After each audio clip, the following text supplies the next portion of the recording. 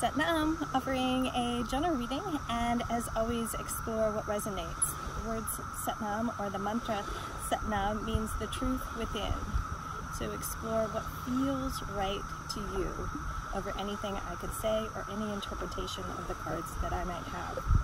And today, getting not so much a message, but a word, like a word of the day. Integrity. What does integrity mean to you? When you hear the word, when you see the word integrity, what do you feel? What do you sense? What do you know? If you were to consider the concept of integrity, how do you see that? How do you recognize that in others? And that's not to cast blame. And if you were to open up to the divine, to the light within, to receive guidance, so sit with the word integrity, what comes through? If you were to open up and journal, beginning with the word integrity, what comes through? What does integrity mean to you? So not so much a message, but homework, or I like to say heart work, not hard work, but heart work. Explore the word integrity. So I have the Work Your Light Oracle cards, Starseed Messages, the Uncaged playing card deck, and the Enchanted, or the Ethereal, Ethereal Visions Tarot. So anything that wants to come through, any messages here for the greater good, for those watching, what would serve you best? What would serve you in this moment to come through? Integrity is more than a concept. I said concept, they're saying it's a state of being. Boundaries. Where do you need to establish better boundaries? What do you stand for? And how are others, energetically or otherwise, pulling you away from your center and away from your core? This could be energetic, emotionally, sexually, financially, whatever it is. Consider the workplace. Why do you do what you do? And when we think of like a mission and vision statement for a business, it kind of outlines the direction, the trajectory of the business. It defines what you stand for. And perhaps it's about integrating your integrity, and that your boundaries aren't about the other person. They are about you and what you need and what you stand for, because your needs matter. Your needs matter.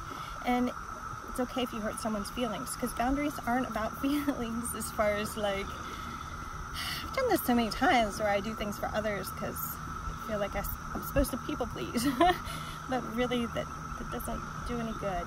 It really takes you off center. So what is your center? What is your core? What brings you into wholeness and would allow you to be bountiful? There's one mantra in Kundalini Yoga. It's beautiful, bountiful, blissful am I. Beautiful, bountiful, blissful am I. Sorry, I'm tripping over my words there. But when you were to sit with who you are at the core, what needs to be cut?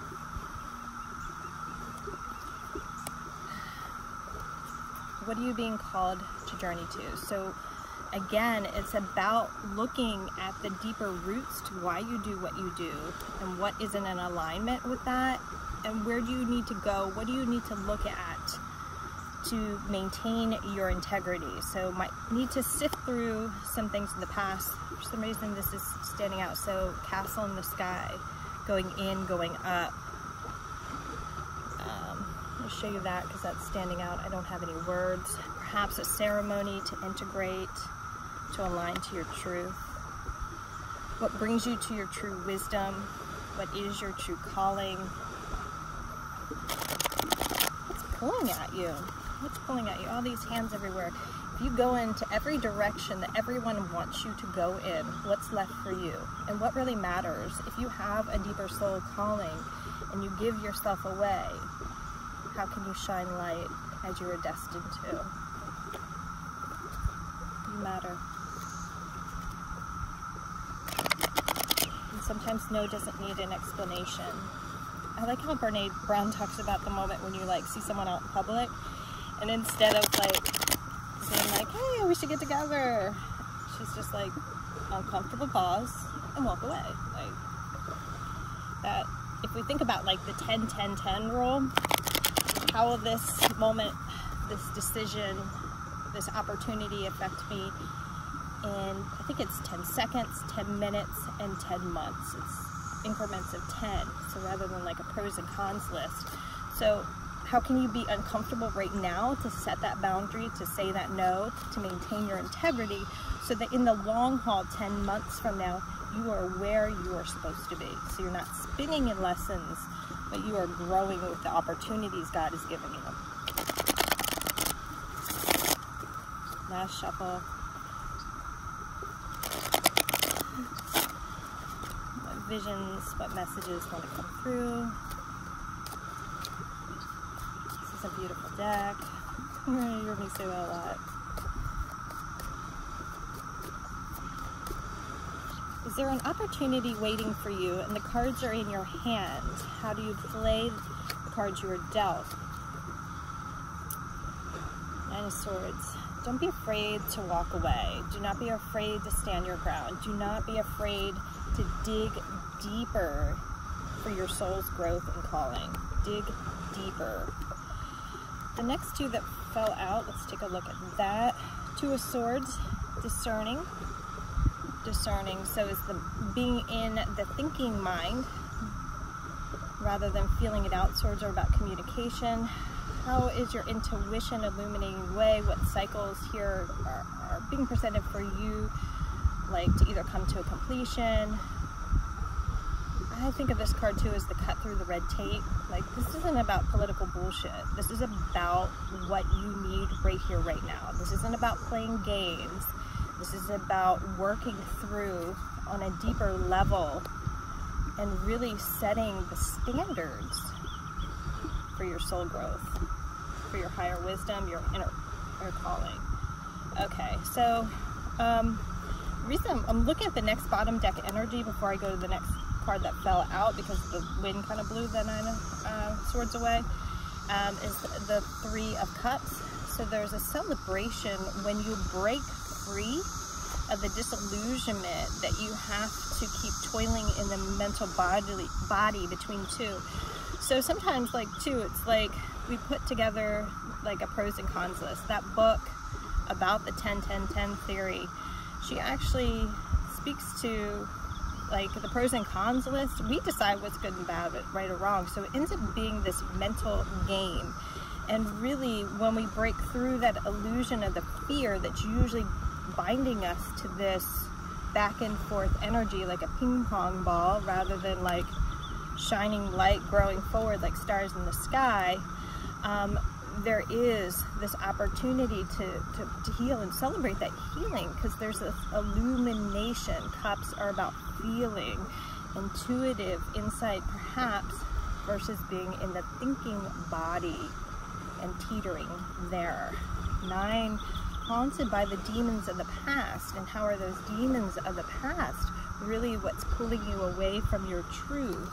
And perhaps those demons of the past, when you look at it with this fresh eyes, when you look at it as guided from above and go into the depths of your fear, you will find that it's just an illusion and mind game that you are playing with yourself. And will you allow yourself to break free? Break free. Like when a child comes to you at night because they've had a bad dream, you're kind enough to turn on the lights, get them a drink, look in the closet, there's nothing in the closet, look under the bed, there's nothing in the bed. You might offer them a story, you might hold them, right? Everything to recondition that moment of fear and provide comfort and like show them beyond that illusion of their fear. And so how can you go in and give that to yourself and cut the ties of the demons? Like, you got to look through and acknowledge the skeletons in the closet to clean that up. Okay, so the next card that did fall out is the 10 of Wands. Notice how heavy that load is. The 10, if we look through 1 to 10 in the deck, it's these stepping stones to your growth. And so it's at this point of can't do this anymore. Energetically, something has to give. Something's got to go, okay? Will you keep carrying this fear? Will you keep carrying all the burdens that everyone throws at you, whether that's ancestral, whether that's in the friend circle, the work cycle, whatever that is for you, a partnership? Are you enabling someone rather than saying, hey, man up, big girl panties, whatever it is, level up, let's go. And it's time for you to release your own restrictions and your own insecurities and your own burdens that you put on your path. I don't say put on yourself, but for somebody in path put up. So perhaps Spirit aligns all these opportunities for growth, right? Consider each of these sticks like, you know, kind of like your magic wand. Spirit gives you this opportunity, you can grow. So I notice sometimes when I go on a hike, there are parts along a path where people drop their sticks, right? Especially when you're like an old rag and it gets to the rock scramble. There is no room to carry those sticks. There is no room to carry the burden of where God wants you to grow. Offer it up. All right. Is there anything else? Okay, there's some Two of Swords. So I'm going to just set the Two of Swords out. The Two of Wands is the next bottom deck energy. Okay. So if we look at this, wands are about energy. Okay. They're like gifts, blessings from the universe, the energy, what moves through you. Two of Swords, how you're thinking, how you're communicating. And look at these two visions, okay? If you are caught between your ears, toiling between your ears, what can you see, what can you feel out? You're keeping yourself in the dark. When you sit in your energy body and you acknowledge the energy in the moment, you acknowledge your ability to co-create, you become a witness to your own experience and the bigger picture. Look at what's available to you. There's a bigger landscape than what you're allowing to toil between your ears. I'm not gonna say it. Oh, I did say it earlier, growth thumb. That's not fair. I know I need to find a better way to say that. Level up would be it. Leveling up sometimes means cutting some ties. I don't know the word for it. There's gotta be a term for it. They have a term for future faking, and they definitely have a term for this, when like you have a group of people and you decide to get sober. It's like that group think, that mentality of, what is the word? The word is not coming to me. But Six of Wands came out. That victory, that energy current of like you're rising above. Tangent must not have been necessary. Queen of Hearts. So giving love back to yourself is how I will take this card today.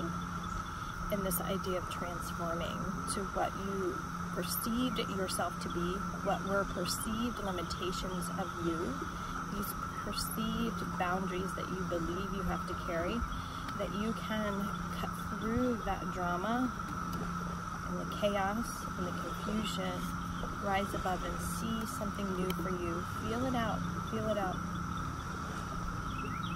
And kind of feel yourself move with the currents. Like emotions ebb and flow, they don't always have to take you down. So what feels uncomfortable now might not be uncomfortable 3 days from now.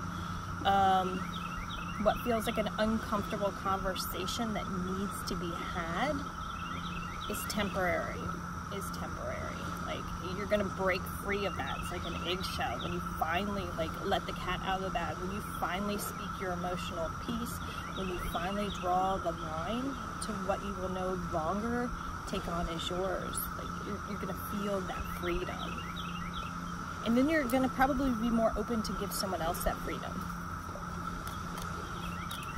So sometimes, a lot of times when I put something out to someone, I'm like, no pressure, no pressure. And that's because I've been in situations where people push and they push and they push some more. And it's not a fun place to be. Not a fun place to be. So then the Two of Swords bit is about what you think you should do versus what's being communicated to you. So what's yours? What's your bigger picture? And where are you headed on your roadmap of your soul growth?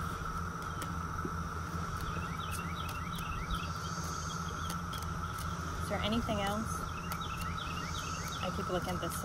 Next bottom deck energy is the Six of Pentacles. So boundaries are a little bit easier to set. Relationships that don't serve are easier to walk away when you consider that reciprocity is important, that your feelings matter, and it doesn't matter what someone says to you, like someone who gaslights, who doesn't take accountability, like all that drama that they throw at you with their words, based on the mental games they're playing with themselves, and they're trying to play mental games with you. Look at the facts, like actions speak louder than words, and what is being gifted to you in the material realm. Like, is there reciprocity in the bigger picture? And is the relationship, the connection in harmony with where you're growing? How do you feel? How do you feel when someone throws words at you that aren't in alignment with your truth, that cross your boundaries? Next bottom deck energy is Moon. Trust your intuition. Next bottom deck is the Well. What do you want for yourself? What do you want for yourself? And use your intuition to guide you. Use your ability to manifest, to pave the way. Drop the burdens. When you decide to drop your burdens, you're not going to be as fearful, because not so much is pulling at you, because more will come back to you as you cut what doesn't serve. Alright, and that's it. That's it for that. Alright, any last messages? Alright, I got one more deck over here. I like set these cards out. I set them out, and then right as I was walking out the door, this deck was calling. Okay, so you don't have to set your boundaries alone, especially if you are in the energetic, if you're working in the energetic realm. You get to decide who you align with. You can cut cords. You can ask for protection. So calling on Archangel Michael to either cut cords, to, you know, allow yourself to bubble up, to protect you on your journey as you travel deeper within. There might be other opportunities to call on support, to set boundaries. Who will support you on this journey for the long haul? This is the Angels of Atlantis Oracle cards. The angels need you to pray. Prayer is a way that you can speak to them, ask their support to offer up what feels like a heavy burden. Ask them for clarity. Ask them to show you signs. Ask them what's not in alignment with your greater good. Ask for their support in communicating your boundaries. Alright. Beautiful. Bottom deck. Set your intention. Set your intention. And you deserve joy. You don't need to be bogged down with others' needs. If angels cannot step in without your choosing, without you communicating with them, you know, there's free will at play. What makes you think that you can step in and fix someone and you can carry their burdens? Like, it's time to let those heavy burdens of the past unwind from your mental and emotional body to allow joy and happiness. Feel it out. And you deserve to play in this world and enjoy. Continue to set your intention every day in every way, and you will be guided to victory as you continue to live.